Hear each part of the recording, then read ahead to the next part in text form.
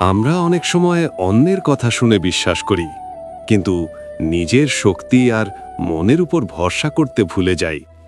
তাই আজকে আমরা জেনে নেব মহৎ স্বামী বিবেকানন্দ এই বিষয়ে কি বলেছেন, যেটা শুনলে তুমি বুঝতে পারবে কেন নিজের উপর বিশ্বাস রাখাটা পৃথিবীর সবচেয়ে বড় শক্তি।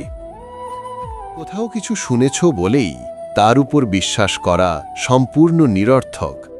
যতক্ষণ না নিজের চোখে দেখছ বা নিজে বুঝছ, ততক্ষণ কোনো জিনিসে বিশ্বাস করবে না।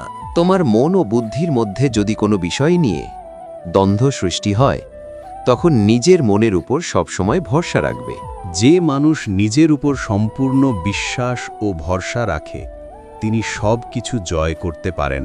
এটা কখনো বলো না তুমি যা চেয়েছ ভগবান তোমায় দেয়নি, কারণ সে তোমায় সর্বক্ষমতা প্রদান করেছেন তোমার নিজের সমস্ত প্রয়োজন পূর্ণ করার জন্য। তুমি নিজে অসফল তোমার কর্মের জন্য। প্রতিটা মানুষের মন অনন্ত শক্তিশালী। মনের একাগ্রতাই হল এই শক্তির উন্মুক্তির আসল পথ। যাদের নিজের কোনো যোগ্যতা থাকে না, তারাই অন্যদের নিয়ে বেশি সমালোচনা করে। সমালোচনা তারাই করে যাদের নিজের ভালো কাজ করার ক্ষমতা নেই এবং অন্যের ভালো যারা কোনোদিন দেখতে পারে না। এরকম আরও নতুন ভিডিও পেতে এখনই জিত আনলিমিটেড চ্যানেলটাকে সাবস্ক্রাইব করুন।